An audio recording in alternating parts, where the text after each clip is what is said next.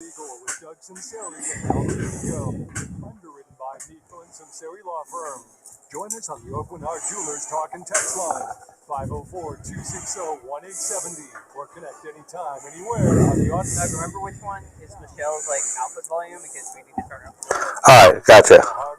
Gotcha. Here are judges Albert Nico and Doug Sunseri. Hey, good morning, Doug Sunseri. Michelle Demarest Sunseri, all things legal. Give us a call, 260-1870, or text us at 260-1870. Albert is off today, so we have Michelle. Thank you, Michelle. Thank you for responding to our elbow. I say that metaphorically. I know, because I'm always up first. You're up way before. But you sort of arrive about a minute before the show starts. So you're like how do you explain that? You just I'm doing 20. Here's Michelle. So yes, you're doing all the other household activities while we're setting up. So okay, now we go to 10 o'clock today, as we always do. Right. Now we do have a little caveat to that, which we're going to send chills into Cullen, who's back at the studio, because we're actually on baby watch right now. We're on baby delivery watch. Baby delivery watch. Right. And so, Matt, you're not packed yet. I'm not packed yet, but we probably got to take 2 cars. Probably. So if we get the call from Madison, well, I guess it's okay to say she won't be mad at us. It's too late now. She's not listening. She's not listening. She doesn't have a radio. Yeah, she doesn't have a radio. So plus she's under 25. She's not going to listen to us. No. Cullen's one of the few who listens to us. She's not under 25. No, she's 27. So, but she is. We're waiting for the call anytime. But if we do get the call, we're just going to drop the headphones, and Cullen's going to take it for an hour and a half. Cullen, I can see him already. You're going to have to answer You're going to have to answer all the questions you have, and you've listened to us for 2 years, Cullen. So you should know enough to get by for 2 hours. And there's Google, and you can look that up if there's any questions. Yeah, but you don't have to worry, Cullen, because if this baby takes after its dad, it's going to be super late. So you're probably very good. That's true. No, we're just waiting. She's due. She's due. We're just waiting. We're just waiting. In the next 2 hours. Look, Cullen will leave you a cheat sheet of how to respond to certain questions, and even with certain callers, we'll tell you how to do that. So, no, yes, that's it. But so we're on baby watch. Yep. So that's fine. But besides that, we have. I guess we're going to talk a little bit about. We always start out with sports. We do. So I'm going to ask you the questions I've been wanting to ask you that I never tell you. Who you think's going to win? Don't ask me. Baltimore and Kansas City. Oh, I would hope Kansas City. You pulling for Mahomes? Yeah. I like him. After watching, what did we watch? A quarterback show? Yeah, you like. Yeah. I like him. I think he's a good kid. The NFL's hoping they win because they want Taylor Swift at the Super Bowl. See, all that I don't really care about, but I think he's a good kid. I think Baltimore's going to win. I don't know much about Baltimore, so. Well, it's going to be a Harbaugh daily double, I think. Okay. I think one's going to win the national championship, one's going to win the Super Bowl. Gotcha. And Detroit and San Francisco, 49ers. You have a... I don't have a dog in the hunt. Well, I could throw up a coin. A coin? Yeah, let's say San Francisco. Our heart's with Detroit because that's like New Orleans Saints North. Okay. Because as Cullen was saying, the last time Jared Goff, their quarterback, played in the Super Bowl was the no-call game. We were there. Yes. In fact, we have an artifact from the no-call no-call game just across the. We're looking at it right now. I can't say what it is. No, you can't. It's probably the most important. Have to shoot you. Yeah, I'm not supposed to have it, but it's the most important aspect of that game is in our library. I've disclosed it. I've said yes. I have the no-call ball. It's sitting right over here. Yep. So if we have Jared Goff was the quarterback for the Rams, and Dan Campbell, the coach for Detroit, was the assistant coach for the assistant head coach for the Saints at the time, and now Dan Campbell is the head coach for Detroit. Jared Goff is now the quarterback for Detroit, and he brought Aaron Glenn with him, other Saints personnel, when he took the head coaching job 3 years ago, and he is dynamite. This is what I missed when I was in the kitchen late to the party. Yes, Oh, somewhat. somewhat. But he was Dan Campbell, I think, would have been a very good head coach for the Saints. I don't want. We'll give Coach Allen. We'll give him another year, and he's going to have to perform. So we're going to hope for the best. Okay. The decision's been made. The Monday morning quarterbacks have made their statements, but we'll rally around him. But it would have been nice to have Dan Campbell here. Yeah, but you can't look. You can't look back. You can't look back. But he's drive looking backwards. Well, Campbell is a mix of old school and new school, in the sense that he's a guy's guy. But he's tough. I mean, he's big. He's like old school in his approach in some ways, but he's incorporated sort of the future, and he just melds them both very well, and he's good, and I think he's the kind of coach you really want him to win. Gotcha. And are they playing today? They're playing today at let's see, they're playing at 5:30. Is the Chiefs? No, it's the Lions and the 49ers, and Ravens and Chiefs are at 2 o'clock. Gotcha. On WWL, AM, FM, Odyssey.com. Or as Buddy Diliberto used to say, WWL. 870. May he rest in peace. May he rest in peace. It's been a while. So we had that, and the also too, which you like, is the LSU baseball starts in 19 days. Oh, it does? Yes. Yeah, I do like that. So we will start that track. Now we'll be out of town for the College World Series. Oh, that's right. That was part of, because when we were planning the trip, we were deciding whether to be out of town for the College World Series or the LSU USC game on Labor Day. So the consensus was the World Series. Yeah. So, and it's hard. It's hard to win twice. Right. But that was fun last year. Oh, that was one of the greatest sports weekends we ever had. That was great. When we was actually we were able to do the Sunday morning show. They gave us an extra hour, and we had a wonderful time. We had Trey Morgan's coach on there. I think we had Andy Gailey, and that they had won on Saturday, and on Sunday they lost by 20 runs. Remember that? And then Monday they won almost by 20 runs. It was great. But the Saturday game was fantastic when Cade Veloso hit the home run in the top of the 10th. And the other fun part about that was we were right next to Trey Morgan's dad. And Cade's family was behind us. Yep. So I just have the vision of Cade's fiance, just tears streaming down her eyes when Cade hit that home run. Yeah. So that was great. So LSU, now basketball we're not going to talk much about.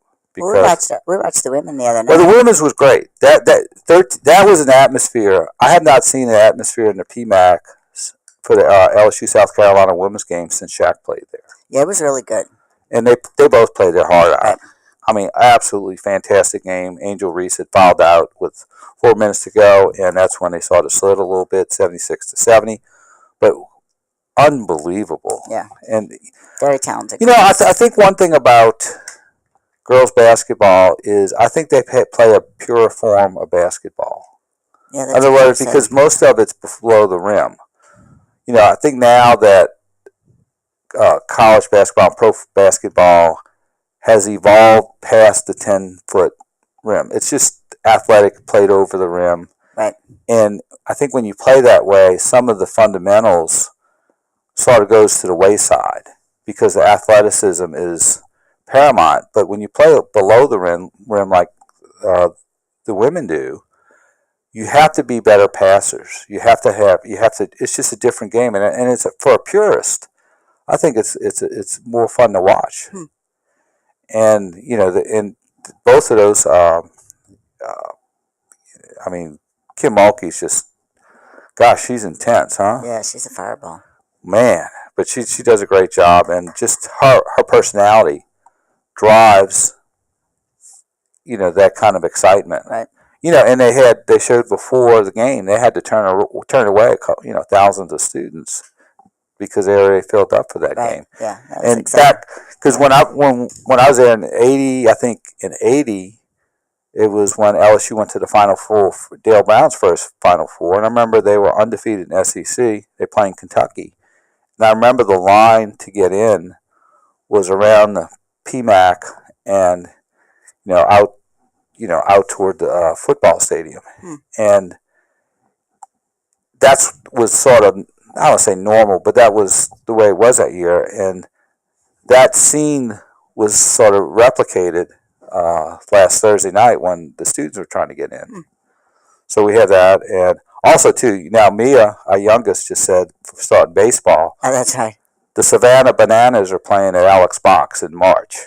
That was a funny video. You never saw the Savannah Bananas? No, she showed me a video last night. Yes. Savannah, in case you want to know, Savannah Bananas is like a baseball version of the Harlem Globetrotters, as far as they play a game, but they're entertaining. I know. So I guess when you try out, they're looking at your athleticism as well as can you dance. Yes. And do you look well? Do you look good in a? One of them had like a dress on. Right. Well, he did. He I think he was. I don't know. he was doing a performance. Yeah.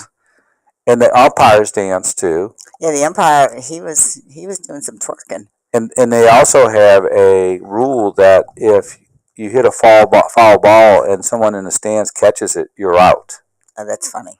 So they have it's like fan participation. Fan participation. So I think it's in March. Yeah, she said March. Second weekend in March, yeah. But they're going to sell out. So I'm not getting paid by the Savannah Bananas. So no, I'm not getting paid. This is the FCC. This is not pay for play or anything like that. I'm just relating. If you like baseball and you like to laugh, it's a fun deal. So that's. And the Saints are still looking for an offensive coordinator. You have any suggestions for the Saints? No. Fresh out. You fresh out? Fresh out of ideas. No. I know. I would like personally, and I don't think they could pull it off, is to get Joe Brady from the Buffalo Bills. Joe Brady was the quarterback coach at LSU. Well, he was at LSU. He was the co-offensive coordinator with Steve Ensminger. Went to Carolina as a offensive coordinator. Didn't he come from this?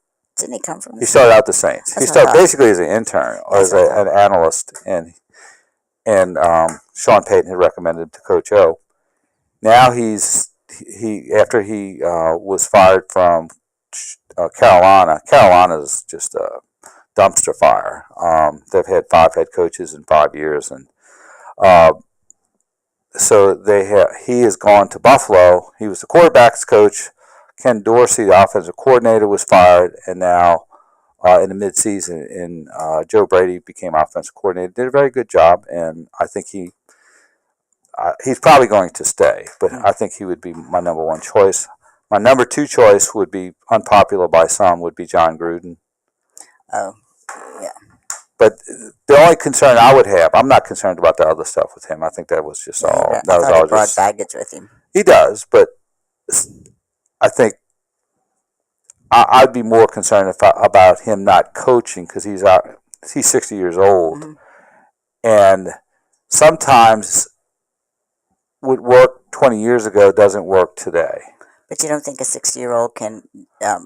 I think he can. Rechanges their thought process. That's what you have to do. A lot of times when you've had this is what I found with coaches. If they had success with a certain offense 20 years ago, just like any other profession, you have a tendency to want to stick with it because you've been successful with it.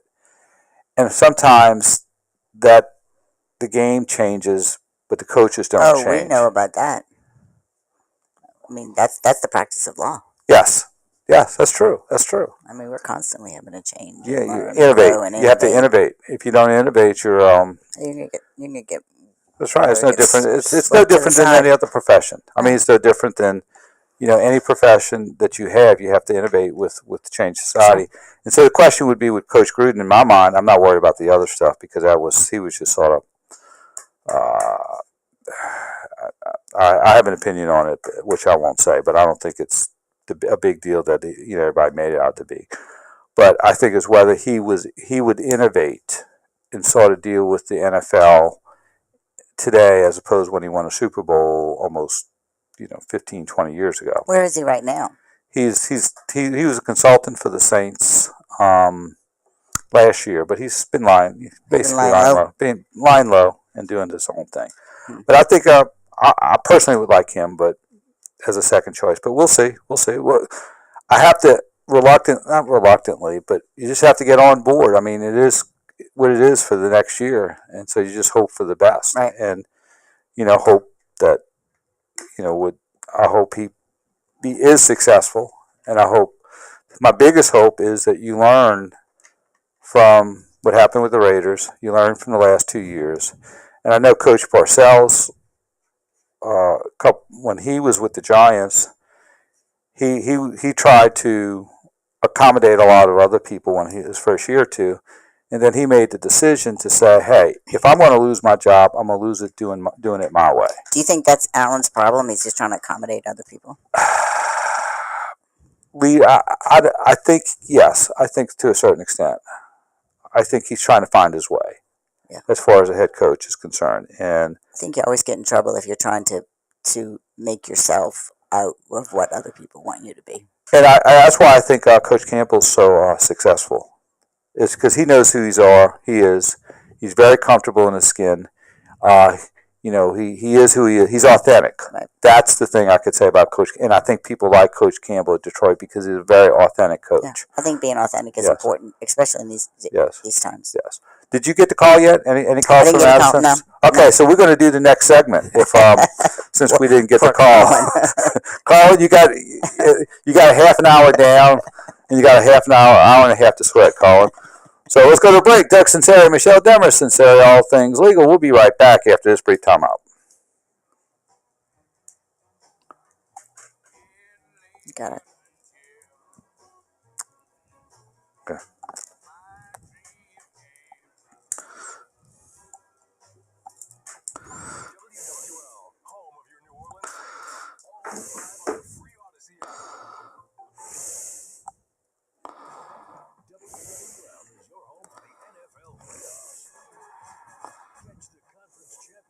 Today, it starts with the Kansas City Chiefs facing the Baltimore Ravens. Pre-game 1 o'clock, kickoff at 2 p.m., followed by the Detroit Lions taking on the San Francisco 49ers. Kickoff at 5:30. All the excitement is right here on I don't want to pinch you. WWFM.com and always live on the free Odyssey app. Bobby Hebert, KJ Cannon here. If you've been watching NFL playoffs from the sidelines, there's still time to get in the game with FanDuel, America's number one. Doug, I'm going to come back with some of these Mardi Gras bumps. I want to see what we've got. Okay, that sounds good. Bonus bet guaranteed when you place your first $5 bet. FanDuel has so many ways for you to pick up a W. I like, obviously, the home favorites in the 49ers and the Ravens.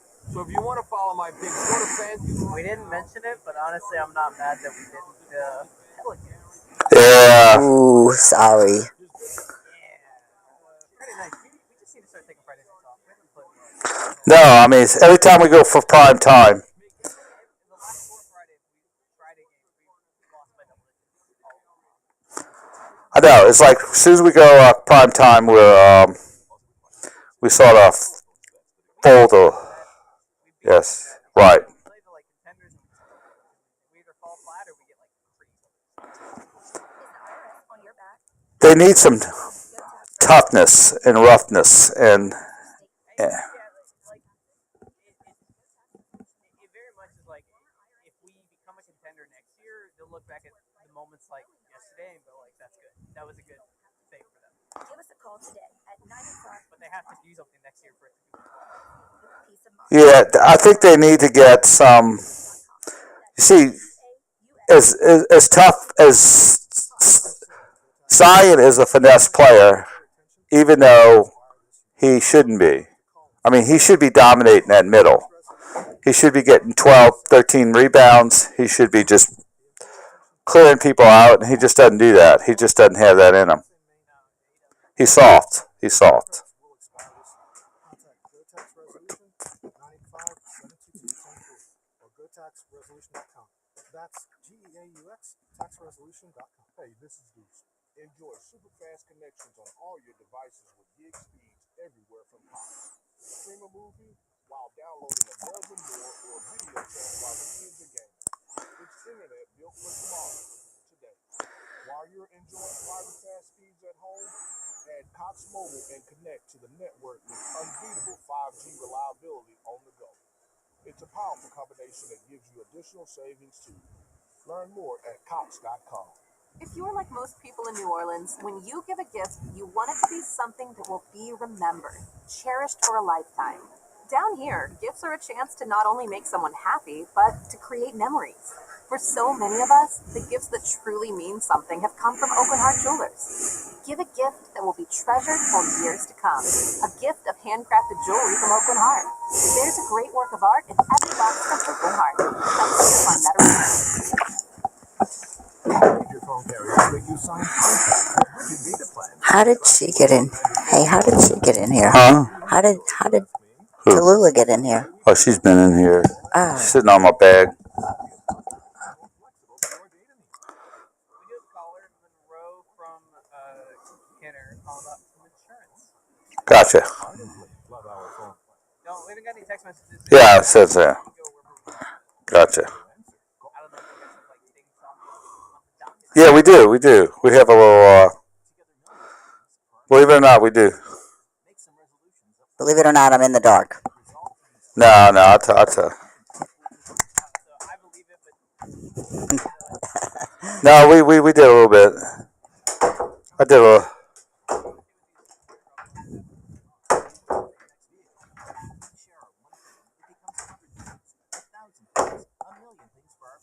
What's your one thing?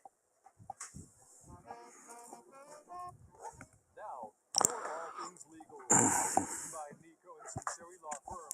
Advice given in the presentation of services of attorneys Albert Nico and Sunseri. Due diligence as well. Hey, we're back. Doug Sunseri. Michelle Demarest Sunseri. That's a nice disclaimer, huh? They say. It's our opinions, but it should be yours too. That's right. No. Let's go to phone lines. Let's go to Monroe, who's probably not in Monroe. He's probably not. He's probably he's in Kenner. Hey, Monroe, what you have for us, brother? Yes, good morning. Good morning. I was calling back. I called in a week. I couldn't remember if it was last week or the week before, but you all had really given me some pretty good information. And I was calling to ask a quick question because I was doing some research on my own. And like Albert, I think Albert was may have mentioned it, but like Albert said, it kind of, well, I'm not going to say he said that, but what I was alluding to is that it kind of don't really make sense to have homeowners insurance if you own your property outright because, with the high deductible amount, should reach out. it's almost like your chances of collecting from a loss is pretty much slim to none.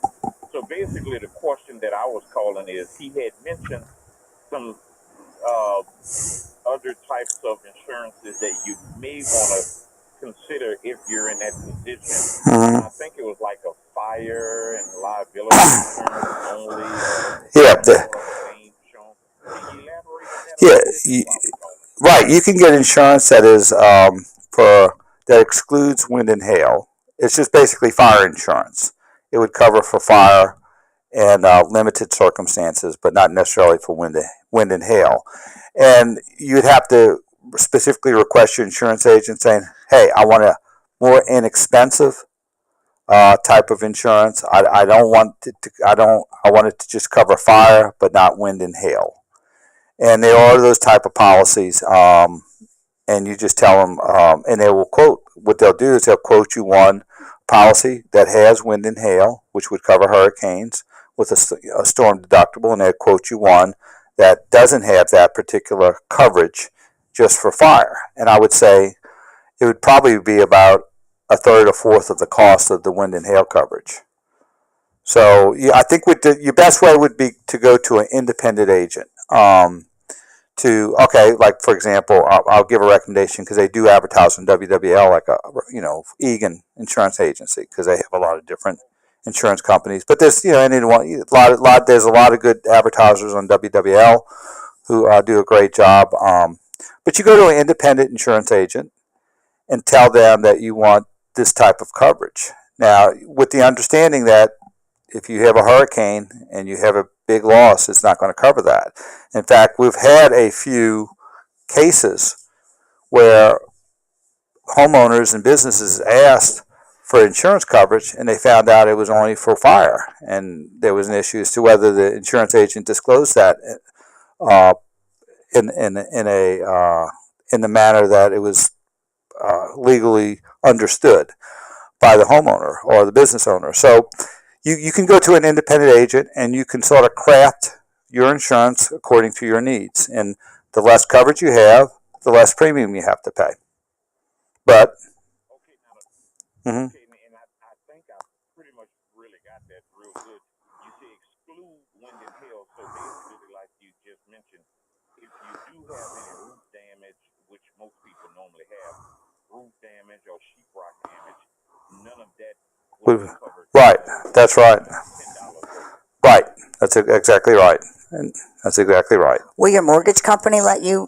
Yeah, and that's a good point. If it's paid off, if you have a mortgage company's not going to let you do that. Right. So that's only if your house is paid off. Because if you have a mortgage company's going to require you to get full liability insurance or full coverage. And the only reason why I hopped on this is because, over the last, I guess, couple of years, the insurance companies, I guess they've gotten a little brighter as well, and they've increased their percentages, or should I say their amounts for deductibles, which makes it a lot higher for the client, which means that now their risk is a lot lower, and the client's risk is lower as well. You're rarely going to get paid that amount to do any repairs. I mean, unless you have $100,000 or so worth of damage, and not very many people normally have that much damage in a hurricane. Well, it depends. You see, for Hurricane Ida, Jefferson Parish, Orleans Parish got the eastern bands that are maybe 20, 25 miles from the eastern eye wall. So one thing that is interesting as far as damage concerned, like St. John Parish got hit hard. It was just less populated. Now, if the eye had been about 25 or 30 miles more east, where it hit more populated areas, we would have been closer to a Katrina type damage, aside from the flood, just as far as the wind's concerned. So a lot has to do with if you're within that 60 miles of the eye, or radius, basically between the two eye walls, which is maybe about a 40, 50, 60 mile radius. Ida happened to go through a less populated path through Terrebonne, or less dense than it would have been in Jefferson and Orleans. So it's just, you're making a bet when you have insurance. And, the insurance company is betting that I will take this premium, betting that you will not be hit. And so I think, it's a gamble. And a lot of people cannot afford the risk in connection with the gamble, so therefore they do get insurance. And mortgage companies want you to have insurance because they want their security for their loan protected. So we're going to have to, you're going to have to get insurance, and that's one of the, and that's why most people have homeowners insurance. Now, one thing that was different for Hurricane Katrina was, you're right, the deductibles were $500 or $1,000. Right. This go around, we came across a lot of deductibles that were $20,000, $30,000, $10,000, and so that sort of changed the dynamics a little bit, or a lot. So if you had roof damage and nothing else, and you had a $15,000 deductible, you're probably not filing a claim.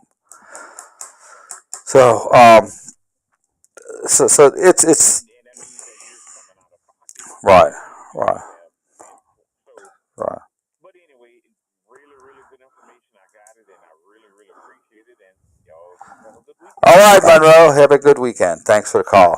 Colin, let's go to an early break. This is Doug Sunseri, Michelle Demarest, Sunseri, all things legal. And then we're going to talk a little bit about misconceptions that people have Okay. about the law and certain areas of the law.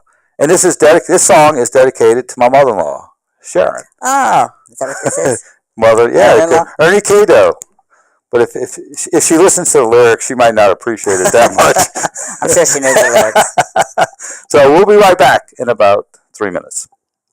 Hello, mother. It says the song says she was something like she was sent down below, like it's like it's a silly little song. Monroe, yeah, Monroe changes his name. He does change his name, and I've caught him doing it a ton, and he's not the only one who does it. Oh, I know. Were you telling Michelle about last week? With What he said. oh no. Yeah, Monroe said last time, he said the insurance companies grab you by the balls on this one. And, like, Is his name Monroe, really? Why does he call? He calls every week. Does he just like to hear himself talk? Huh? Does he just like to hear himself talk? He's a contractor. So he's out, yeah, he likes. So he's getting information he already knows? No, we'll ask a different subject. You see, we had a guy who he had like a Cajun, I think it was like a Middle Eastern name. And he would call under different names. But I hadn't heard from him in 3 or 4 years. What is it? Was it harassing question? Huh? Was it harassing question? No, he would just ask a different question. Just like, and then we have, who is the other one? I hope he's still around. He's about 89. Because last time he called, he sounded not so good. And then Justin died a year ago. Oh, no. Did they ever figure out how he died? Yeah, spider bite. Oh, that's right.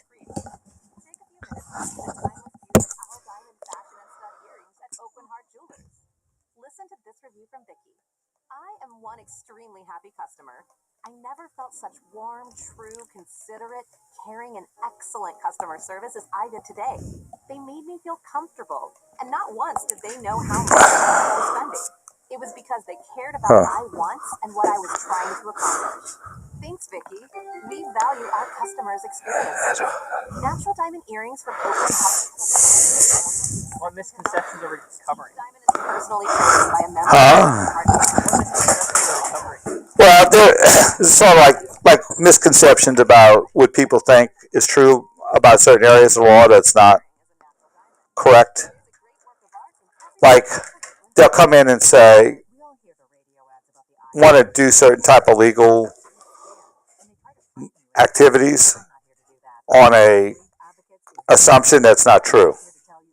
And so we have to like say, no. One of the biggest ones I had a man come in, and he wanted to do a joint will with his wife, and I said, well, you can't do a joint will, and he's like, oh, I can, I know, I can, and I'm like, okay, well, maybe you got to go find another lawyer because Okay, I'm trying to. That was good. I forget which ones are sometimes. I know, but why'd you have to do that? I know, don't touch anything. It was great. I'm okay. I'm trying to get my. I was trying to get my. All right, I got it. Now it's too loud in my ear. It's too loud in your ear? Yeah. Is that better? No, you haven't touched it. This one. Is that better? Yes, much. Okay, I got it. Yeah. Yeah. This is attorney Michelle Demarest. What were you messing around with over there? I don't know. Okay, I'll return. Is that better? No, that's in my ears. All right, return. All right, there you go. I was just.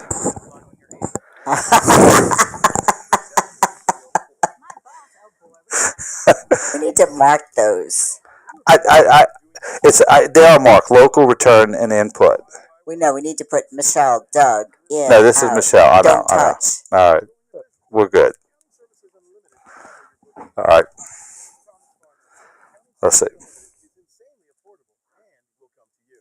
Call for a free quote. Accounting Services Unlimited. All right, back in like a minute.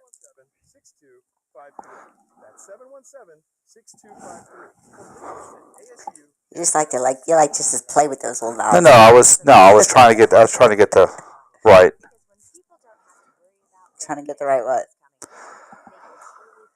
I was trying to get the right thing because to listen to you, listen to sort of like have. Because it's super loud in my ears. I know, and It's super loud. I just figured out what local was for after 5 years. I did it. I got the job. I can't believe it. I knew it. Let's meet up later. Diego. I love this place at the Science Fair by the Volcano Project. That's amazing, sweetie. Congratulations. Because when people are fed, futures are nourished, and everyone deserves to live a full life. Join the movement to end hunger at feedingamerica.org/actnow. feedingamerica.org/actnow. A public service announcement brought to you by Feeding America and the Ad Council.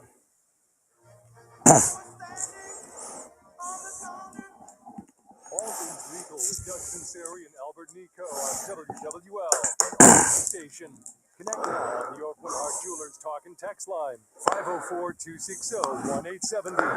Hey, we're back. Doug Sunseri, Michelle Demarest Sunseri, all things legal. Stagger Lee, Lloyd Price, 1959. How do you know all that? Just got a head full of useless knowledge. Lloyd Price from Kenner. And Stagger Lee, when it came out, they didn't want to play it on the radio because they thought it was too vulgar.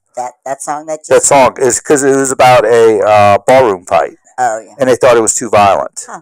Interesting. And I think it's a fantastic song. Huh. I'll have to listen to it. I listened to it growing up. My neighbor, Mr. Joe, who taught me so many things in life. Like how to read a racing form. How to read a racing reform before Dr. Seuss and other wonderful things that I can't say on the radio. Used to love that song when I was a kid. So he liked it there. All right. What I thought we would talk about today was a lot of people come into our office with misconceptions about certain ideas, laws, and want us to act based on those misconceptions. And I call it ballroom advice. They get ballroom advice. Now, what's funny about ballrooms? When I used to ride in the car with my dad when I was a teenager, we'd ride around New Orleans, and he'd say, that place used to be a bar. That place used to be a bar. Place used to be a bar. We'd go down any street. He said, oh, that was a good bar over there. And actually, the ballrooms were much like the coffee shops now. Oh, interesting. Where it's communal. Yeah. It wasn't necessarily to see friends. And right. Now, I personally would think the old ballrooms would be a lot more fun than the coffee shops, but they both would be good fun. Sure. Well, you don't drink coffee. Right, you just drink coffee. So. Well, you don't drink coffee. No, I don't drink coffee. I don't drink coffee. Yeah, but so we call that ballroom advice. They heard something in the ballroom and they say, "Oh, it must be true." That's right. Or now they read it on the internet and say, "It must be true." Told them. But okay, what's one of your favorite, or not favorite, common misconceptions that people occasionally come in, like couples come in and want you to do? Probably with estate planning is that husbands and wives do joint wills. And you can't do that? No, can't do that. Why can't you do that? Because a will is a personal document. It's your testament. It's what you want to have happen to your property. Mm-hmm. And so, in essence, when you do a will, and a husband and wife does a will, like one can change it. Sure.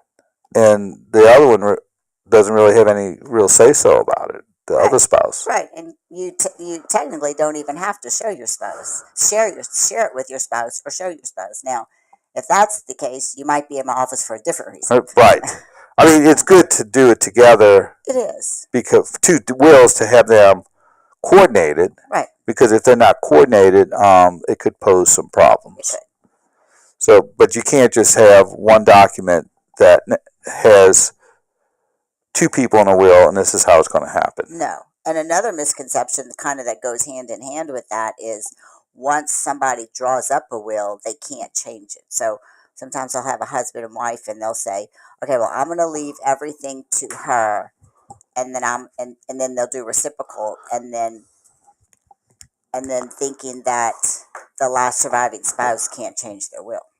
Right, and that can happen. Oh, it can. And it does often happen. It does, and that's why we always talk to them about what a usufruct is. Right, the usufruct, it sort of helps deal with that situation. Sure. Yeah, I mean, I call myself, I always tell them, I'm not here to cause commotion or to stir the pot, but I'm just the what if person.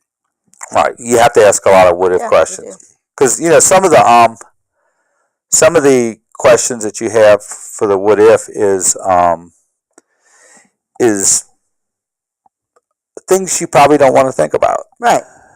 And it makes it hard. Like, for example, you have a usufruct. In other words, a lot of times for most of our married wills, the surviving spouse will get use of the deceased spouse's portion of the estate. But the question is, how long does that use occur? And always the fun question is, does the usufruct extend for a lifetime or upon remarriage? Right. Because maybe a spouse wouldn't say, "Hey, I'm okay with you using the usufruct, as long as you need. But if you get remarried, I don't know if I want your new spouse, right, to live in my house, to live in my house, my half of the house, to jump in the jump in my half of the bed." right. And a lot of times when you ask that question, you sort of like, the husband and wife sort of look at each other and say, "Gee, I never thought about that." I know. And now, actually, with this generation, we sort of have to modify the usufructs also for cohabitating, because I think people are now more, a lot of, people who have had that usufruct issue with remarriage, they say, "Well, we'll just live together." Yeah, we'll just shack up together. Right.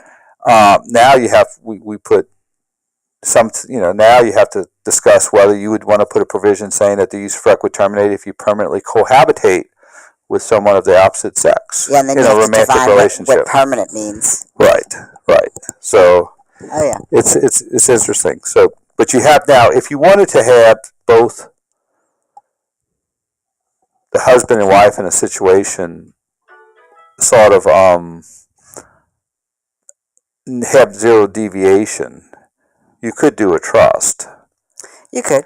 Irrevocable trust, but that sort of handcuffs you also in a lot of Very ways. much handcuffs you, and then you lose your homestead exemption. There's a whole lot of. Yeah.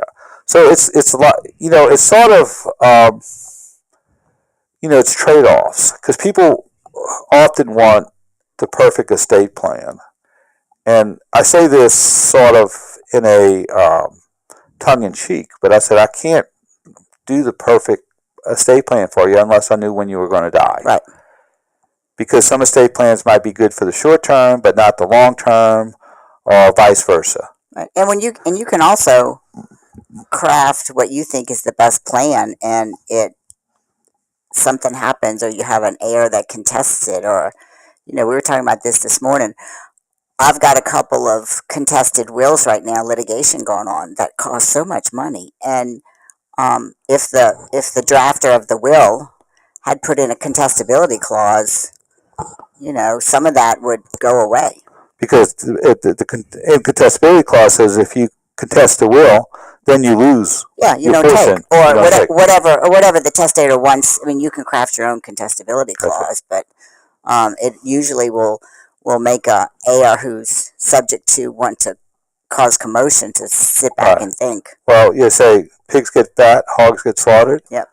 The heir would be content with getting a little fat, because if they don't, they would get slaughtered. With and we also talked about whether you could put in the will that if an heir contests, that portion of the estate's litigation cost, because it's expensive, goes is assessed against that heir's portion. That's right. I don't know. I would think it would stand up, but yeah. Throw it against the wall. Throw it against the wall and see if it sticks. All right, let's go to a break. Doug Sunseri, Michelle Demarest, Sunseri, All Things Legal. We'll be right back after this brief timeout. Oh, yes. You know who that is? Who is this? The Meters, Be My Lady, 1977. How did you pull Be My Lady? That is like... Colin, can you hear me? I can, yeah. Wait, I want to tell Colin the story. So we were on a cruise with our friends a couple of summers ago, and we were probably one of the only group of Americans, and there was maybe 100 people on there, and we were in the bar one night, and there was a Name That Tune. You have never seen anybody. This man knew everything. We won it hands down. He's screaming. He knew where it came on the chart, the year. I don't think there was one you didn't know. But here's the other thing. Every song was prior to 1980. Yeah. But, well, that was, for like, in the last 30 years, I would be done. Yeah. I'm familiar with the Meters. Be My Lady was a great song, but it never got a lot of commercial airtime. You got to remember, you have to remember that my start in radio comes from college radio at WTUL, and the first show I did was a soul show. Oh, there you go. That's my background. See, I went to, who was it? I was probably just out of college, and I went to a little uptown bar, and they had the Meters playing that. It was only like 50 people, and I was like, these guys are just unbelievable, and they were just playing in front of me. I know. It was... And then when it comes to soul itself, I'm a much bigger fan of 70s, 60s soul. I loved George Benson back then. Stanley Clarke. Oh, Harold Melvin and the Blue Notes.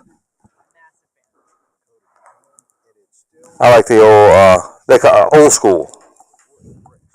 I like the guys in the blue tuxedos with the dark blue lapels who had the choreographed, the floaters. I could have... Yeah, we went to...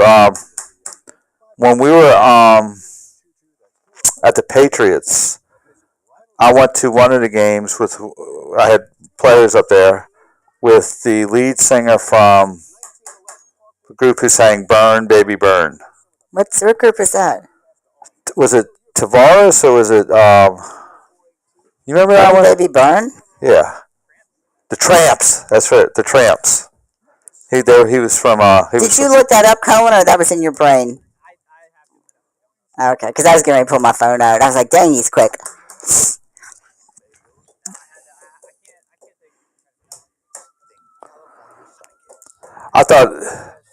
I think the music was a lot, well, I don't know. Every generation has the music they like. That's all. And that's...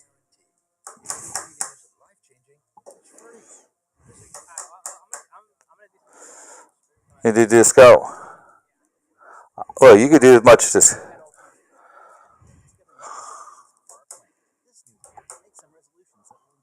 We do have a caller, but I definitely think we can get to Well, yeah, we'll tell him. Yeah, tell him, hold on to her. What time is the next? Oh, We'll just put a button on this hour, Michelle. okay. I thought I heard a phone ding. Are you guys being called down? No, I don't have a phone. I don't think my phone did. Did yours? No. I heard one. I did hear her. How long we going to have on this one? Okay, that's right. Okay, gotcha. And then how long? Time of it? 10 minutes. Okay. 10 minutes. Okay. Okay.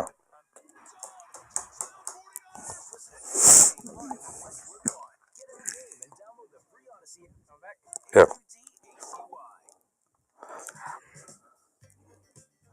Hey, we're back. Doug Sunseri. Michelle Demarest, Sunseri, All Things Legal. About a minute before we go to national news and local news. Michelle, if anybody wants to call you in God's country in Mandeville, what's the phone number? 985-624-9697. And on the South Shore, 504-837-1304. We have two dilemmas this hours. One, if we get Cullen will have to miss the show because we got to head to Cullen's all of a sudden going to be a to practice labor for our next grandchild. Number two, what do I tell Rex if they call me to become the king? Oh wow, that's a bigger dilemma. And I'm there because I don't know. you know, growing up in an uptown side of Bucktown, being a participant at Lakeshore Playground, being coached by great luminaries such as John Blanchard, owner of Rock and Bowl, Coach Marion, and Moose Markey, I've got some pedigree. And if they call me for Rex, and I'm in Ruston with a grandchild, I'm gonna have to decline. Oh. So maybe I'll just put it out there now. Yeah. If Rex is wanting me to be the king, I think you should. because they like to get people who grew up adjacent to the West Esplanade Canal to be king. Because I used to play in the canal, I used to hang out by the canal, I used to watch my friends smoke by the canal. They used to get little dirty magazines by the canal.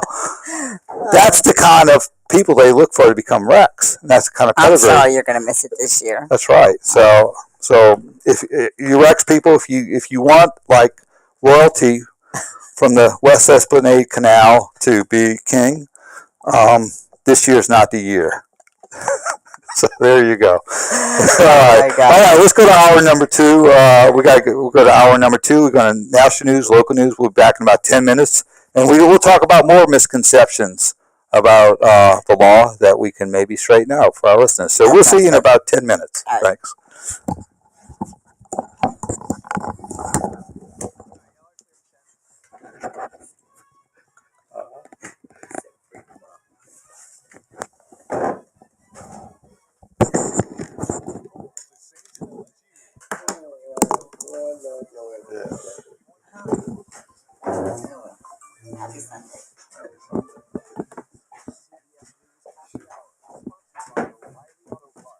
I'm Stacey Lynn. The debate over the border is heating up, and a bipartisan deal in the works may have been derailed by the former president, who's been very vocal about it. He told supporters at a campaign rally in Nevada, "Within moments of my inauguration, we will begin the largest domestic deportation operation in America." Senator Nancy Pelosi talked about the bill on CNN's State of the Union. This arrangement that the Democrats and Republicans in the Senate have negotiated is a step forward. We have a goal, we have milestones, and we have a path to get there. But we were never going to get a path to citizenship in this bill. That's former House Speaker Nancy Pelosi. The bill is likely dead on arrival in the House. Some Senate Republicans say they don't think they can get a better one. It is getting busy and testy on the campaign trail. Here's CBS's Bradley Blackburn. In South Carolina Saturday, President Biden visited a barber shop and in a preview of what could be the longest general election campaign in history, gave a razor-sharp criticism of former President Donald Trump. Donald Trump, when he was commander-in-chief, refused to visit a cemetery, U.S. cemetery outside of Paris for fallen American soldiers. And he referred to those heroes, and I quote, as suckers and losers. He actually said that. He said that. How dare he say that? CBS's Matt Piper reports on this big football Sunday. 4 teams have come this far, and none wants to go home without punching a ticket to compete in Super Bowl 58.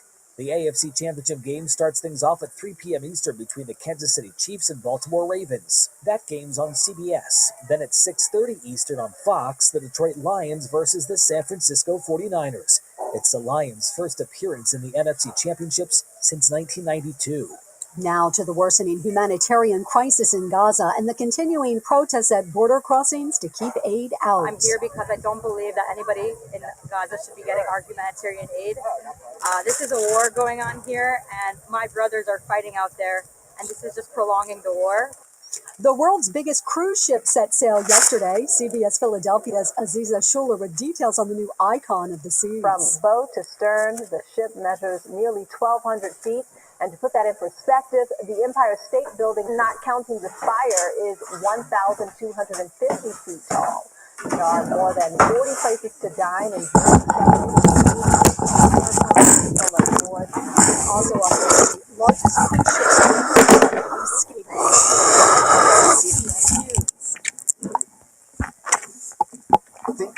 Auto Parts for all your car care needs. Get the parts and service you need fast from the professional parts people at O'Reilly Auto Parts. Hey everyone, gather around. It's time for Corby jokes about passing the torch. The team at Kirian's Welding was fused together solid. Thanks for all the late night. Whose moms certified tires. You both call me extra millimeter. Indeed can help them hire great people fast. I need Indeed. Indeed you do. Our hiring platform instantly connects you with relevant candidates, and you can schedule and conduct virtual interviews right from the Indeed dashboard. Visit Indeed.com/credit and get $75 towards your first sponsored job. Terms and conditions apply.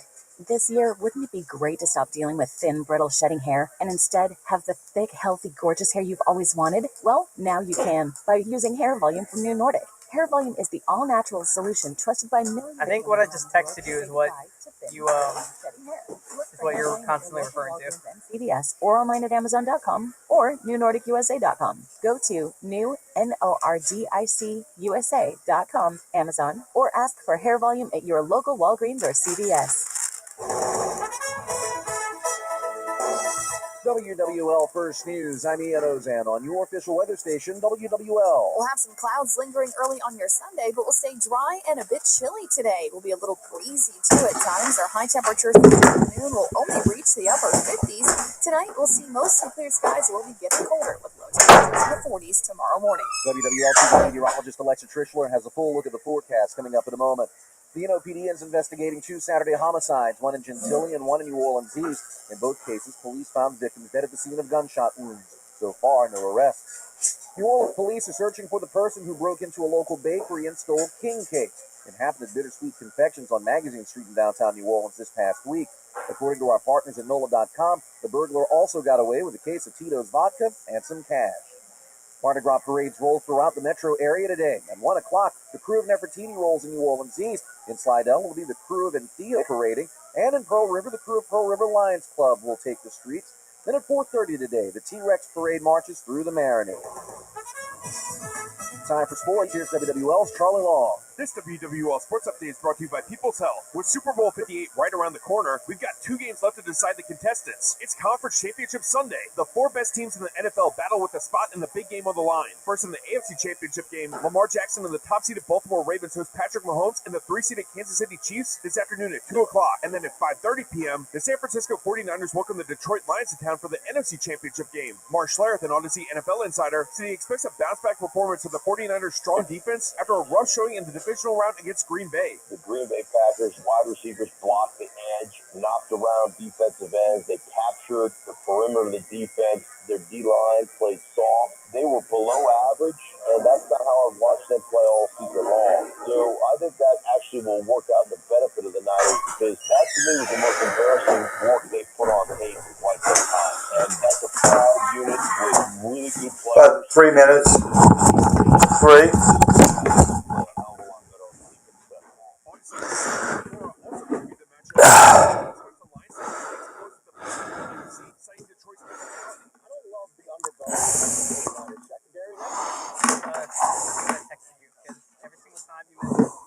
Every single time you mention the blue suits with the lapels. Yes, that's it. Yes. That's exactly what it is. Yes. Oh, I love it. You see, I could have done that. Oh, it's awesome.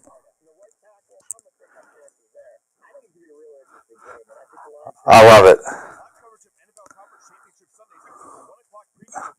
I could watch. When you go to Las Vegas, they'll have some shows that will be like a review, like of they'll do all the, Temptations and it's phenomenal.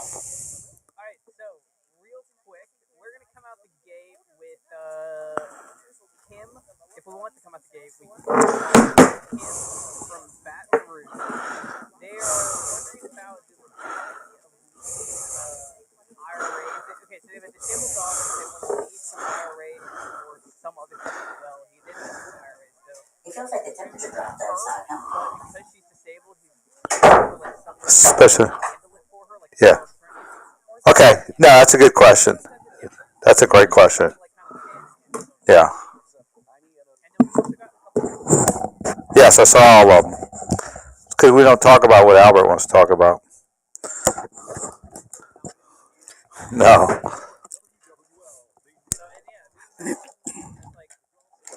Yeah. Sunseri law firm. Right. I know. Because we're not talking about new construction.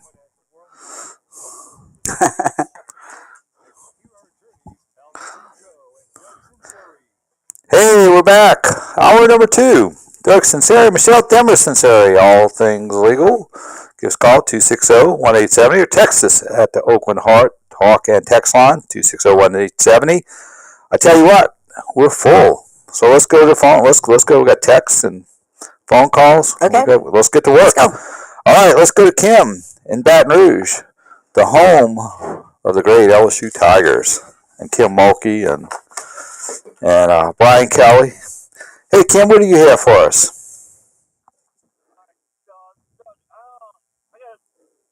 I got some raise and whatever. I'm retired, but I got a disabled daughter that may not be able to handle the money Yes.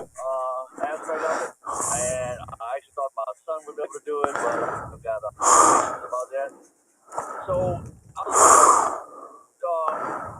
the trust involved my sister, and I'm thinking for the future because my sister and my sister-in-law could die at the same. It's happened to whoever handle money for her. For bypass my son and like go to a grandchild or something like that. You, How would I set that up?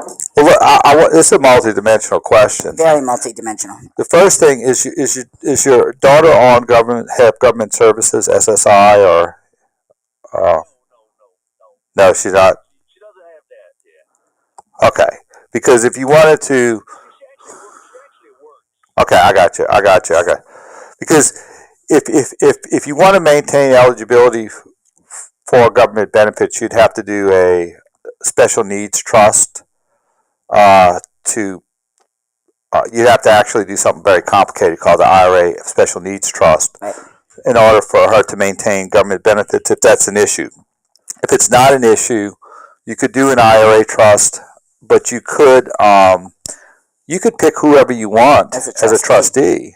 You could even pick a bank if there's enough money in the IRA. There's usually certain thresholds with different banks on whether they would manage a trust on behalf of a third party. But you can pick whoever you think would be a responsible. Now, one thing you can do within the trust is you can pick a person, and that person has the delegated authority to have a bank manage it on their behalf. So, in other words, if you want to have a family member do it, but give them the authority to allow them to have a bank manage the money in the trust and disperse the money in the trust and handle all the paperwork, so that they don't, and basically the trustee, who would be the family member, would have veto power over the financial institution. That's one way of doing that, and that's often what happens because sometimes a family member doesn't want the day-to-day paperwork or responsibility of managing the trust, so they can delegate it to a financial institution. Is he still there? Right. Or yeah, but you can put someone in charge. But yes, check with Wells Fargo as to whether they would be willing to do that. I'm sorry. Yeah, I just wanted to make sure too, because we were talking about misconceptions. I had somebody in my office the other day saying that they had a disabled child and they were going to just they were going to leave everything to one child and know that that other child was going to manage it. If you have a child who's disabled and would qualify as a forced heir, you're required under the law to leave a forced portion. So just make sure that if you are leaving anything in your in your will, if you don't believe that she can manage whatever she's going to get out of your estate, and she would possibly be a forced heir, that it be in a testamentary trust as well. Right. which means a trust in your will. Right. It's a trust in your will. It's not a. It's not your. It's not a trust that is living now. It only comes into existence at the time of your death. Oh, you had a second question, Kim? Yeah.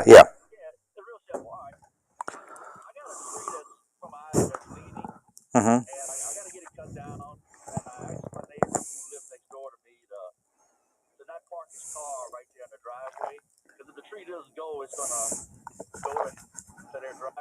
Mm-hmm. Well, if your tree would be considered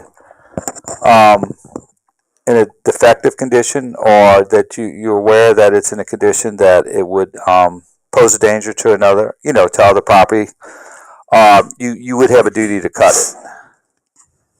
So you would be in that case because you're on notice. Now, if you just have a tree that's in your property and you have a windstorm and it falls in the other house on your neighbor, you would not necessarily be liable because it's just an act of God. But if your tree is in a compromised state, you know that it's in a compromised state, then you could be liable for it.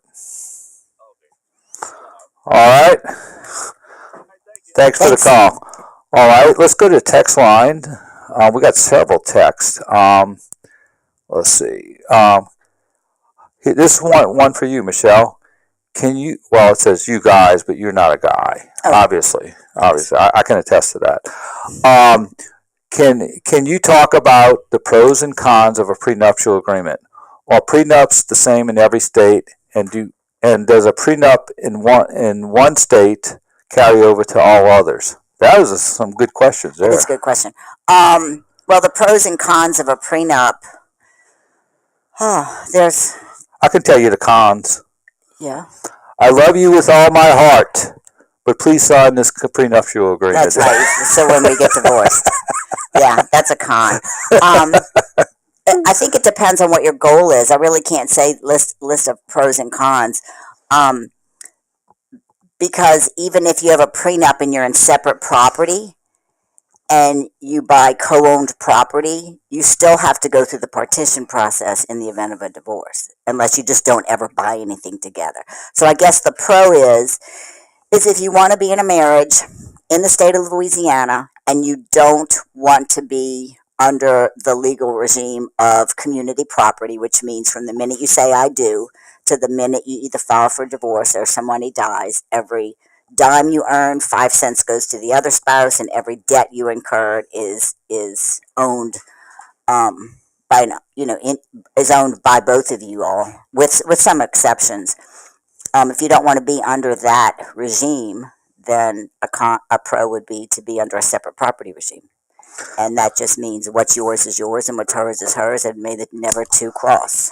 Now, unless you're co-owners. I think that happens more often, like if you had a first family, and then, maybe there was some delineation between, what,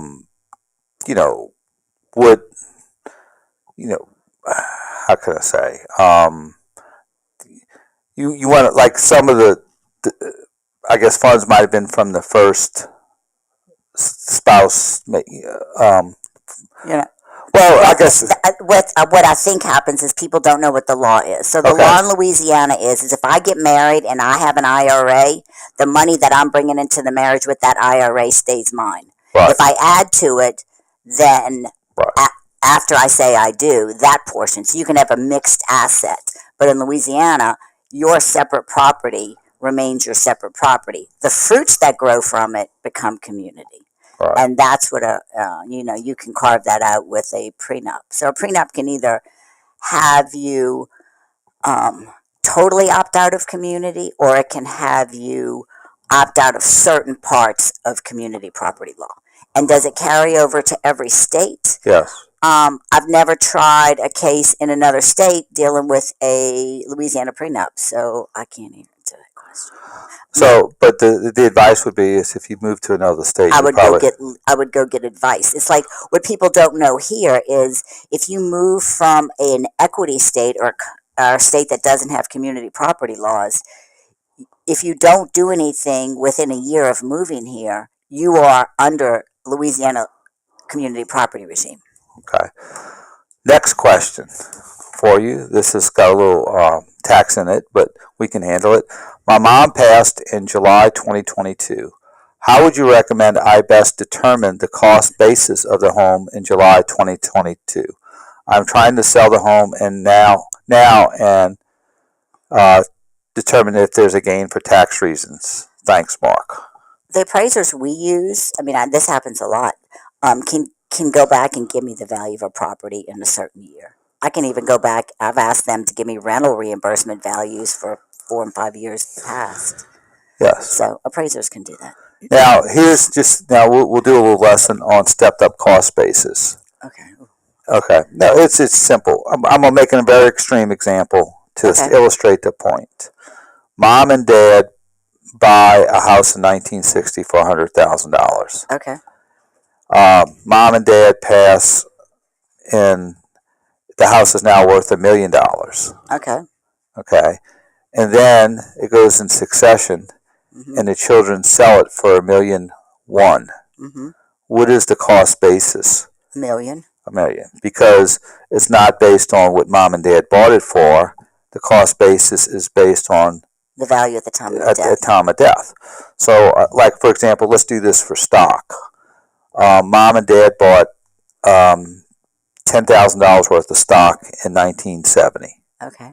Okay, and then they pass in 2020, and the stock in 2020 is worth $100,000. Okay. And then the children sell the stock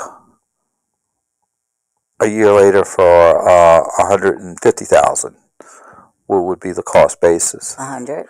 Because it's a value at the date of death. But it's not going to be the cost basis based on what Mom and Dad bought it at. No, it's always a value at the date of death. So that's one of the things. So a lot of times, if you have someone who's older, and they have a lot of real estate holdings, we often say, well, if you sell it now, they might have to pay. They'll pay the cost basis based on when they purchased the property.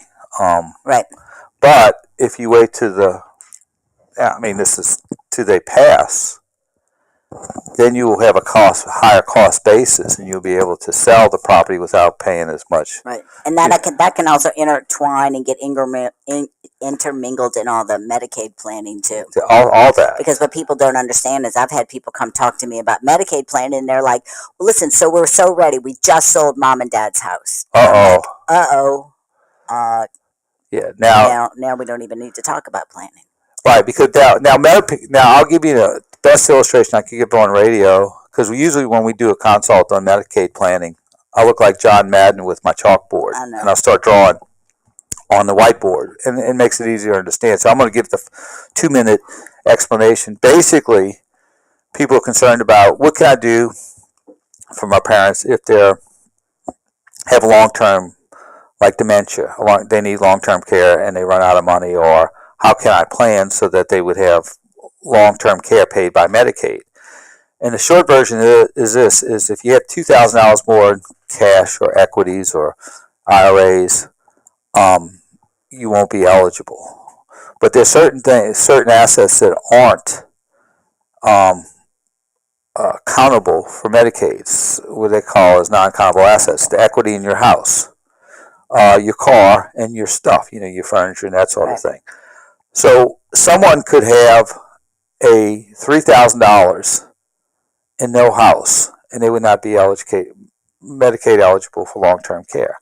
But someone could have a $500,000 house that's paid off with no cash and be Medicaid eligible for long-term care.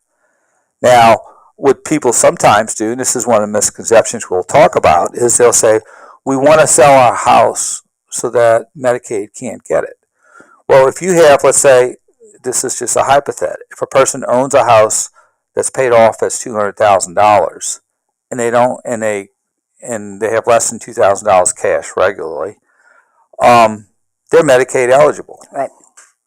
But if you sell that house and you turn that non-countable asset into accountable asset, so you take the equity in the house and make it cash, you're no longer eligible. Yeah. Well, then they're worried about Medicaid doing a lien. And that's a different, and they have limitations on what the lien could be, right. which is usually a lot less than the equity in a house. And we can get in those calculations, but that's a whole show. Right. So, but that's one of the misconceptions is, hey, can we sell mom and dad's? They're in long-term care. They're starting to run out of money. Can we sell their house or donate it so that they can get Medicaid? And often that'll be counterproductive and extend Medicaid eligibility, because what you're doing is taking an asset that's not counted for Medicaid eligibility and making it into a countable asset. Right. And it's really difficult to explain in 2 or 3 minutes, but needless to say, when we do consults for Medicaid planning, that's probably the best hour and a half of knowledge you can get to understand what your options are and what's the best way to deal with it. Right. But they come into often the meetings with a lot of misconceptions. Right. Because a lot of times they'll say, can we donate everything to our children so that my parents become Medicaid eligible, or put them into a trust? And there's a 5-year look back period. So if you donate to your children, they take the value of your donation and they basically extend your Medicaid eligibility by the value of the donation. Right. So instead of what often it does, it extends your Medicaid eligibility further if you do it. Yeah. But it's cleaner if you do it if you do it and then 5 years passes and then you apply. And there's other ways that you can spend down your Medicaid eligibility or cash. Right. To become Medicaid eligible, such as paying off debt, paying off your mortgage, paying off your mortgage. There's other ways of doing that. So, but I think a lot of people, what we find is they conduct these transactions under the false assumption that they could do certain things, and when they come in, it's like, it's too late. Yeah, and because we can't unwind it. We can't unwind it. So before you would make any type of transactions, as far as like selling a house and moving money around, you probably do want to contact, an attorney who understands the Medicaid eligibility to see if that's something that's going to either prolong Medicaid eligibility or expedite it. Right. And this is for long-term care. This is tremendously complicated. And usually I spend the first 45 minutes in a consult just giving the basic concepts of what's Medicaid, what's long-term care, what does Medicare cover when you're transitioning to long-term care, at what point do they stop coverage, eligibility. It's very complicated information. Right.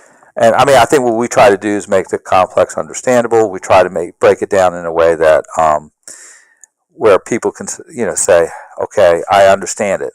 And that's why we got big whiteboards in there. And I do my John Madden imitation or Vince Lombardi when he shows the power sweep. But it's very helpful. It's a very helpful visual to understand. And rather than saying, hey, this is what you have to do, it's very important for us to educate the client as to the concept behind it, so they understand why to do it rather than just do it because I was told to do it. Right. I think that's within any aspect of the law. Absolutely. So that's one of the one of the misconceptions that we had planned on discussing is that, hey, we can just sell off mom and dad's estate, become long-term care to get them eligible for long-term care if they ever need it. And like, wait. Yeah. Hold off and do that. All right, and I think we got to go to a break. So this is Doug Sunseri, Michelle Demarest Sunseri. All Things Legal on for a special pre-Mardi Gras edition of All Things Legal. We'll be right back in about 3 minutes.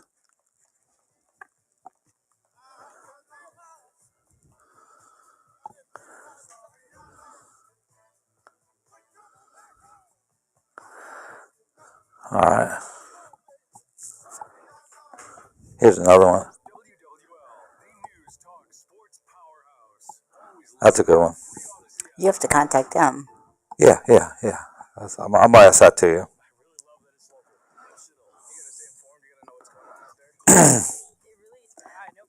Let me see the other ones. Okay, we'll probably do some more text. Go Hi, this is Elena with Go Tax Resolution. Did you operate a business during the COVID? up. Go up. No, go down. Go down. That's 7 years. That's 7 hours ago. Oh. That's the last show. Yeah, Edwa. Window is closing. 2020 must be filed by April 15th, 2024 to be eligible. Don't trust your claim to just anyone. A lot of companies make promises that they just can't keep. If it sounds too good to be true, it probably is. Is there a line in the sand for going up to see for baby duty? Like if you get called tonight at like 2 a.m. Yeah, we're going. Yeah, we're going. Yeah. Hey. Yeah. We're just. I am. I mean, I'm working. Yeah, I'm working until I get the call. We saw to clear our schedule a little bit. Yeah. I cleared my schedule last week as much as I could. No. No, that's. Well, her date's tomorrow, but she's huge and it's their second child, so they thought it would come. Sometimes they come. Sometimes earlier. the wheels are greased.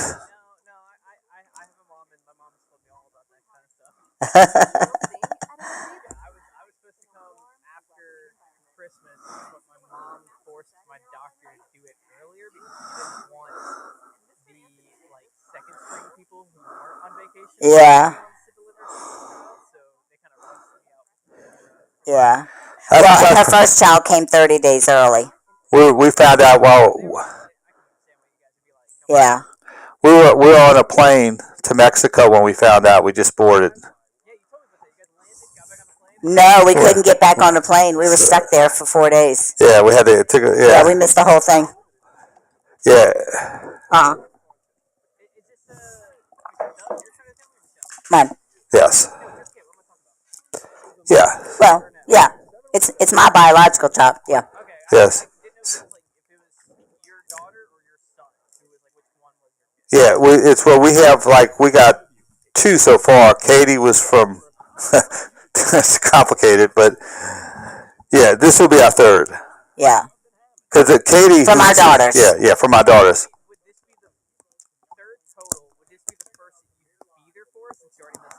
No, I was there for Katie. We were there for Katie's. We were there. Oh yeah. Katie's was late too, but Katie, poor Katie didn't come as planned.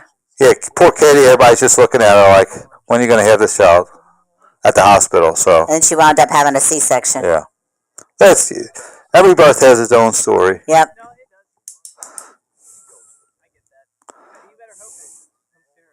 I know. Well, now it's so late. I'm thinking maybe wait till Mardi Gras, because our schedule's late. We'll see.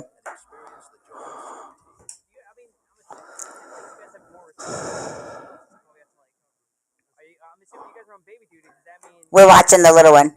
Yeah. Yeah. We're watching. That's we're watching primary duty. Our granddaughter.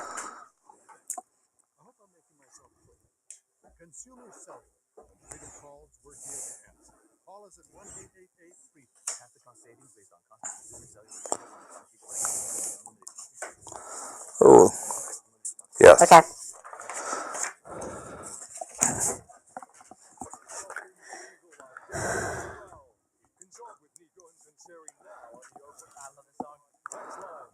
Ooh, Isley Brothers. 1971. Made it to number 2. Who's that lady? Hey, we're back. Oh, did they catch me singing? They caught you caught me singing. Who's that lady? The Isley Brothers. I think 1971. I think that was a good one. Yeah. That was a good one. WWL is your home for NFL Championship Sunday. All the excitement starts today at 1 p.m. The AFC and NFC Championship. Kansas City Chiefs versus the Baltimore Ravens. Game time, 2 o'clock. After that, San Francisco 49ers host the Detroit Lions. Kickoff, 5:30. Join WWL and Odyssey for wall-to-wall NFL coverage today. on 870 AM, 105 FM, and Odyssey.com. So, okay, I guess the birth will not occur during the the games, huh? It doesn't seem like it. Who knows, huh? Who knows? We hadn't got a call. I hadn't got a call yet about either, gratifying me declining the King of Rex, the Rex deal. So I'm not. So I'm putting it out there early that I'm tied up for Rex because doing baby duty. So maybe next year. Maybe. Hold my breath. All right, let's go to. I remember this. You don't have to open. I remember the message. You remember this? You remember the message? Somebody texted and said, if you're the only beneficiary on someone's life insurance policy, do you need to know the name of the life insurance policy, or will the life insurance company contact you? You need to know. The life insurance company is not going to contact you. They're not even going to know the person has died. So it's going to be incumbent upon you to know the name of the company, and you're going to have to produce a death certificate to the insurance company. And that was my next question. What do you have to do if you are the only beneficiary of a life insurance policy and you want to collect on it? Produce the death certificate. Right. And then there might be some forms you have to fill out. Oh, yeah. Do you have to file succession prior to collecting on an insurance policy? No, because that doesn't fall within this succession. Okay. Here's another quiz. Now, another quiz. Last lightning round? Several. Yeah, I'll just give you a little. Just keep. Next question. Okay. If someone passes and you're a beneficiary on an IRA, do you have to open up succession in order to get that? No. Proceeds.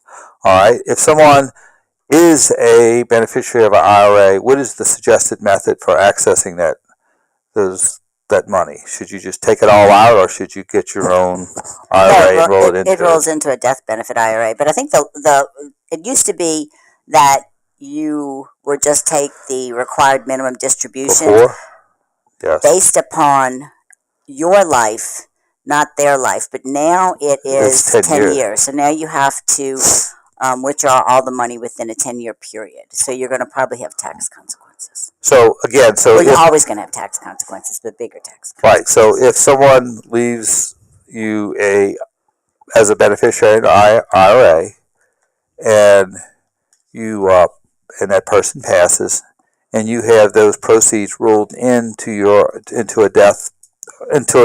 IRA, those proceeds have to be withdrawn within a 10-year period. Correct. And whoever's the administrator of the IRA would help you sort of plan that out. You have to do it yourself, because I always thought the IRA company would figure out the required minimum distribution, but they don't. Either your financial planner does, or your accountant. They're not going to send it to you automatically. Right. So you have to ask them to do because that. what you don't want to do is forget, and especially if you have the 10-year period and you've forgotten 3 years, and all of a sudden you're having to take a bigger chunk out, and it moves you in a different tax bracket. That would not be fun. Okay. Here's another question. Misconception. I had this one this week. Someone had called me and said they wanted to put their money into a trust. All their money into a trust. And they didn't specify whether it was revocable or irrevocable. And the first question I always ask is why?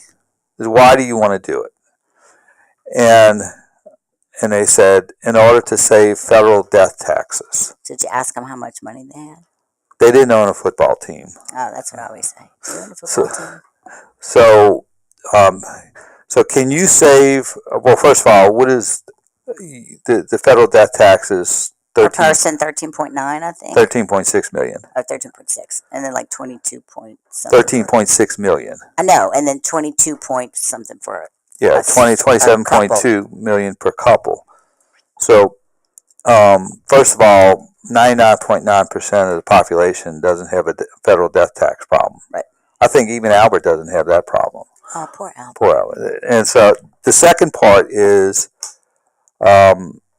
even if you had a federal death tax problem, rolling it into a trust doesn't have any effect, change anything. No. Now, here's something interesting to keep an eye on. a lot of times you want to keep an eye on, people watch the political season, and now we're in the election season. And next 9 months is going to be a bloodbath when it comes to election, presidential election. But one thing you do want to keep an eye on is this year the death tax is 13.6 million exemption million. And so if you have less than $13.6 million in assets, then you're not going to have federal death taxes. Or if you're a couple, it's $27.2 million. But in 2 years, it's scheduled to go down to $5 million. They already do have it scheduled. Yes, but the anticipation is that Congress would come in and adjust it like they did back in 2010. But they had a time where I think 2010 they didn't have a death tax because they eliminated it for 1 year, with the intention that Congress would come back and revise it in 2011, and it was set to be, what was it, 1 million or I don't know. But during that year, we did a lot of estate planning to start moving things around in anticipation that may happen, and it didn't. The Congress came in and kept a high federal exemption for death tax. But just at some point, you just keep an eye based on the election, because I think there's probably one political party that's more likely to want to have a lower exemption than the other, and depending on the makeup of Congress and the president, you just want to keep an eye out on that to see if they mess with that exemption, because at that point, if they do, then you might have to do some planning, and there's some things you can do with irrevocable life insurance policies. If they change it to 5, let me ask you some questions. Yes. This will be your lightning round. Yeah. If you have most of your wealth in either a retirement account, like a 401k or an IRA, even though that falls out of your state, is it still included for your death tax purposes? Yes, absolutely. Well, it was interesting back in the 90s when I first started doing this. The death tax the exemption was $600,000. So if you had a house that was paid off, you had a whole life policy, and you had an IRA, you were likely to bust that amount. Sure. And then you were paying 37% taxes initially on that money. So if you had $1 million of wealth, even if it's tied up in real estate, you had to come out of pocket. If you had $1 million estate, you'd have to come out of pocket, I'm doing quick math, of almost like $120,000 to pay the death tax. Yeah. And that was a real burden. And then they started raising that incrementally starting 2000 to where it is now at $13.8 million. But you just keep an eye on it. Nothing to panic over. 5 million would change. It would. They would have to, some people would have to do some planning that they wouldn't have had to do otherwise. But I'm just saying, in connection with the political season, after you have your Congress set for next year, and after you have your president set for next year, just watch that particular issue, because that's an issue that touches everyone. Right. And you just want to, if they do make some substantial changes, you just, want to be sort of ahead of that. Also, I'll tell you what, let's go to a break, and we'll talk about another misconception that we're talking about today to help the folks out. So let's go to a break. Doug Sunseri, Michelle Demarest, Sunseri, All Things Legal. We'll be right back after this brief timeout.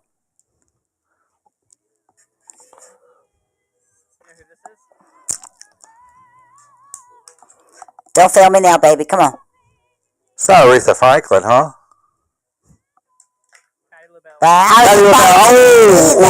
Oh, that's good. That is good. I was about to say that was good. I don't know many of them. I didn't know that was a, what do you call it, deep cut? That's a deep cut. Along with another misconception, we did get another text message that's about, it's like semi-Albert's area of expertise. It's a bit about construction, but a lot about AI. More always. Let's see. An original Monday through Friday, 6 till 10 a.m. right here on WWLA and FM.com. I'm Benjamin F. Chavis Jr. with the good news. Brought to you by Better Health. The good news is wealth in America, from an intergenerational perspective, is not only inherited, but also planned and organized. In demo condition, disagreements on sale or demo. If one heir, that's a co-owned property. Yeah. So what happens if you don't know who the beneficiary is?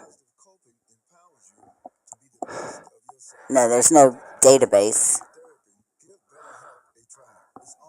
What you do is you check the. You can check the. But it would. What state would they put it in? Unclaimed money, but which Well, if state? they had the beneficiary, they would. Well, if they had the beneficiary, they would put it in the state of the beneficiary. If they didn't have a beneficiary, they would put it in the state of where he died. Once they found out he died, but it could take them a long time to figure out. They might never know he died. They would never know he died. So that's going to be co-owned property. Co-owned property, and has it already been transferred to the heirs? We'll assume it's co-owned property.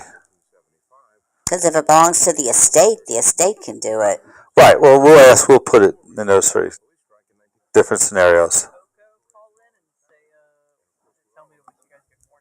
Tell Cocolo. Yeah. He's a client. Sweatshirts, dresses, glitter tees for less at Logo Express. 658 Lesson Court in Harvey, or shop the website logoexpressmarketing.com. Use the promo code SCOOT for an extra 10% off. Do you have what? Who goes next? You got the brothers and sisters. Mm-hmm. You have brothers and sisters with parents as a usufruct. Right. Then nieces and nephews are next. All right. But not in-law nieces and nephews, only blood. Right. Okay, I'm gonna ask you that one.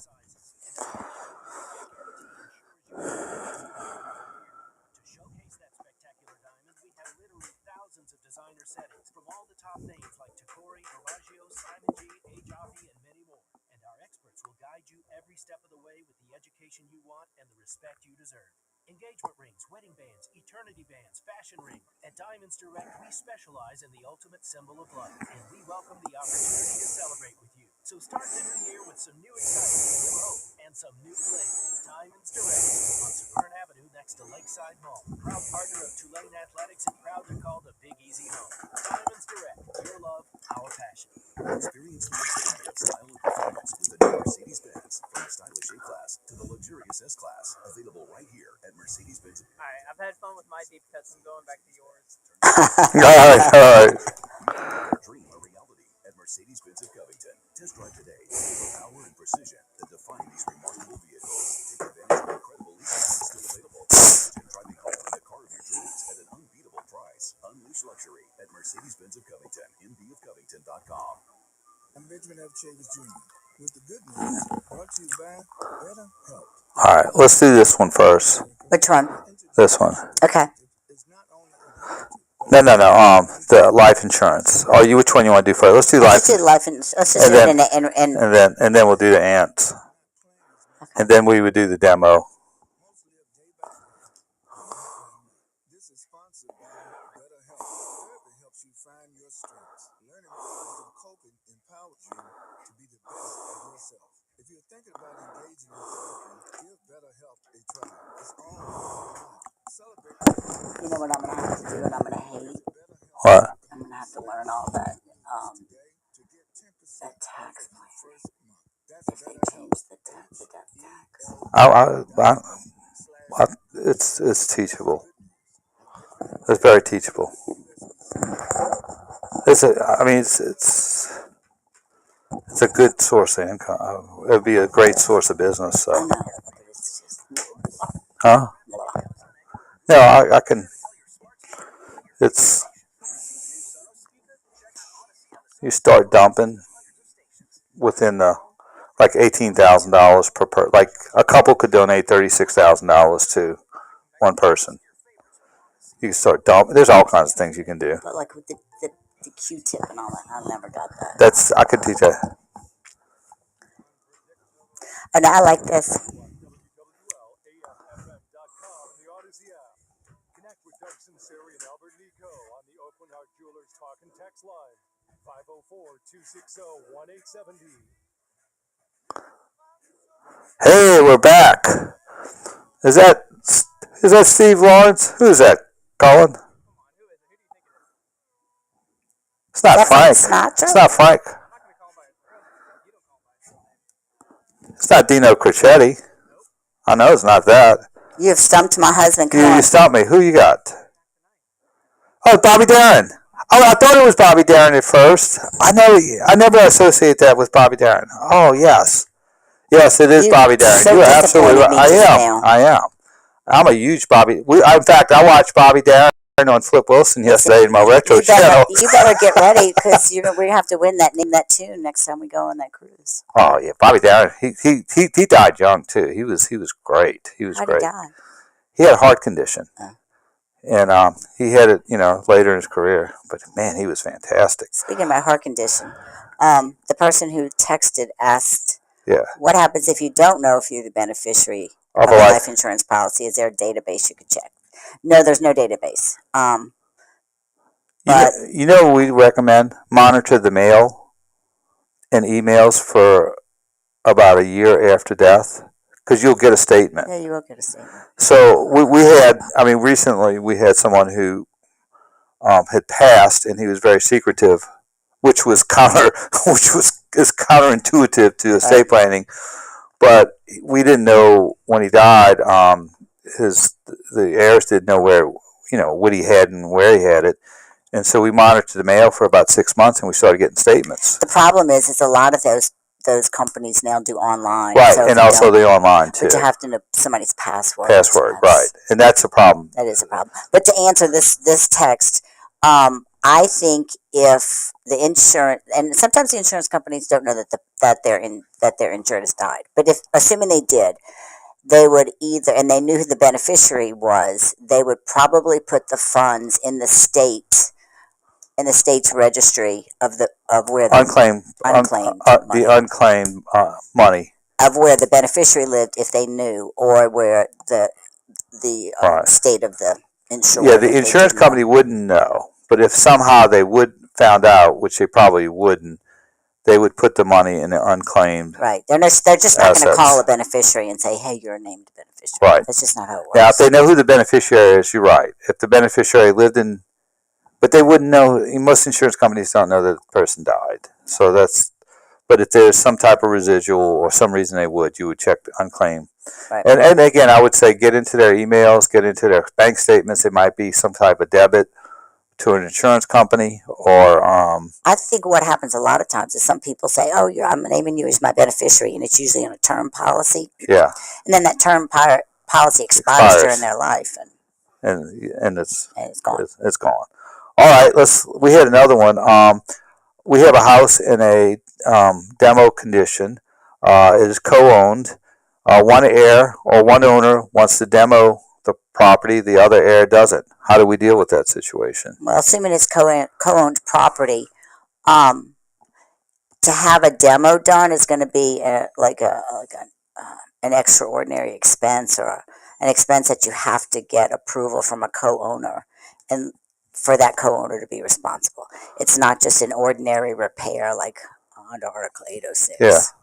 So what you're going to have to do is either the way to deal with that situation, if it's in a succession, I guess the succession representative would make the call. Well, if it's in the succession and it hasn't been given to the heirs yet, the estate can do it. The text wasn't clear, but if it's in the estate, if it hadn't been placed in possession of the heirs, then the succession representative could make the call whether to demo or sell it, or repair it or whatever. Right. However, if it's co-owned by heirs, the only way you can deal with that issue is to go to court, file a partition of co-owned property, and then ultimately, if the heirs can't agree on what to do, the court will probably take testimony and make the call as to whether you demo it. Well, they'd probably put it up for sale. You'd put it up for sale. I don't think the court's going to issue an order of demolition. So if you would, you'd have to put it up for sale, and then they'd probably appoint a real estate agent, and real estate agent would take the highest and best offer. Right. So that would be how you would deal with that. There's another one. Yeah. If an aunt or uncle. Okay, if an aunt or uncle doesn't have children on their own, does the nieces and nephews automatically become heirs? Well, First of all, without a will. Yeah. If it's so the way in Louisiana is, if you don't have children and you die, it go Without a will. Without a will. The next in line goes your siblings, with your parents, if they're alive, having a usufruct. If your siblings are deceased, then it would go to their children, but it's only the bloodline. So if I have a niece but she's not in my bloodline, am I making sense? Like, Yes, if it's yes. by law, that niece does not take. It's only by blood, unless you do a will. It wouldn't be you like give a to niece whoever. by marriage. Right. So there you go. All right, let's go to our final break. Doug Sunseri, Michelle Demarest, Sunseri, All Things Legal. We'll be right back after this brief time out. In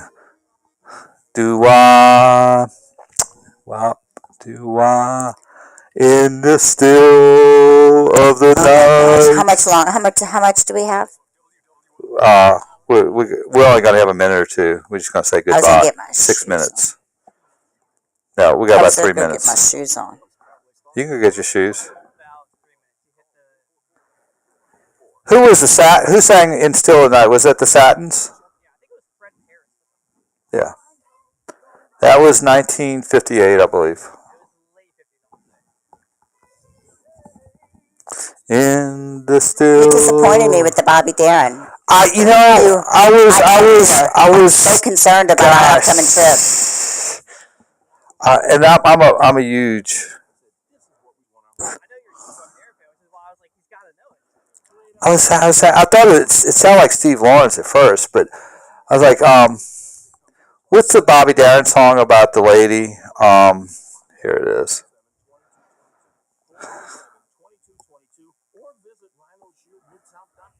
Let's see, playlist. I'm gonna get it right off my playlist right now. Swing. No, it's Is it Sweet Lady? I just saw that.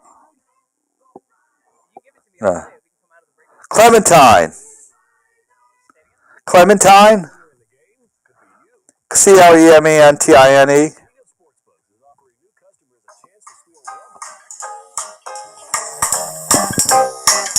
Yeah, play it. In a cavern down by canyon. I can't hear that through your mic. Oh, you can? For a mine. There lived a miner from North Carolina. Yeah, that's it. Well, he sang Dream Lover, too. Oh, I love Mac the Knife. That's one of my all-time favorites. I told you this, I think. I tell everybody this. Michelle's probably tired of hearing it. When I used to ride with my uncles, he had an 8-track tape that looped. And one of the 8-track tapes he looped, we'd drive back and forth from Lake Tahoe to San Francisco, was Mac the Knife in 18 different versions.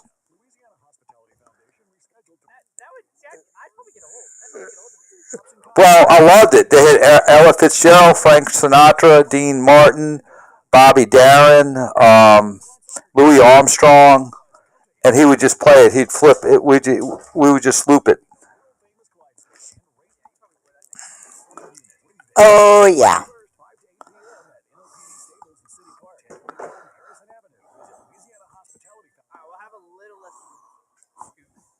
Okay.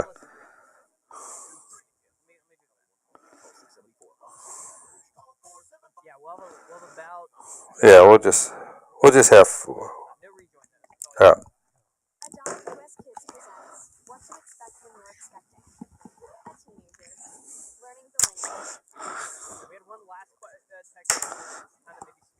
Let's see.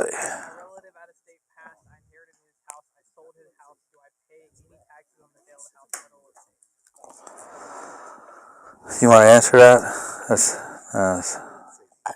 I don't know what the. Yeah, if it's. I don't know what that. That's. I mean, I can. We don't know the. I can. We can they say might that have we're a state missing the tax. questions. Yeah. You don't have to speak teen to be a All right. perfect parent. Thousands of teens in foster care will think We'll do it quick. Yeah. rad. Just the You know if Albert's back next week? learn more. I think so. I don't think we'll go Mardi Gras morning. Is my guess. I mean the Sunday of Mardi Gras. I don't know. All right.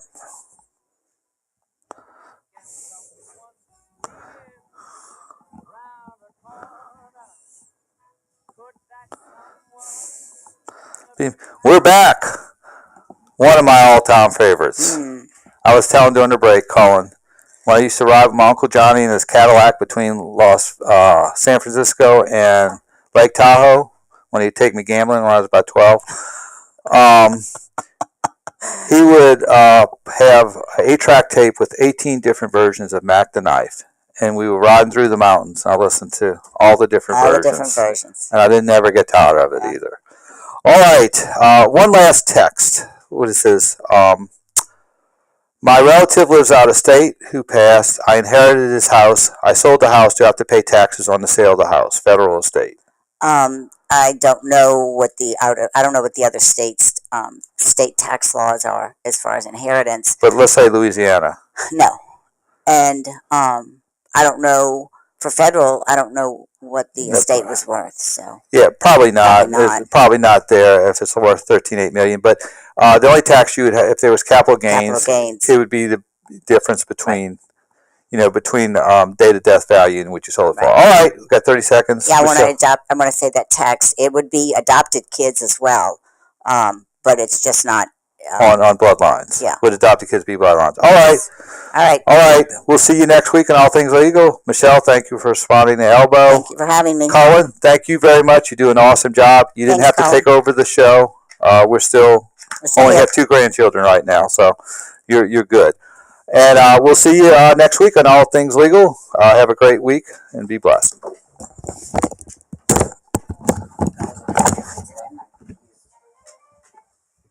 All right, I gotta go to the bathroom real quick.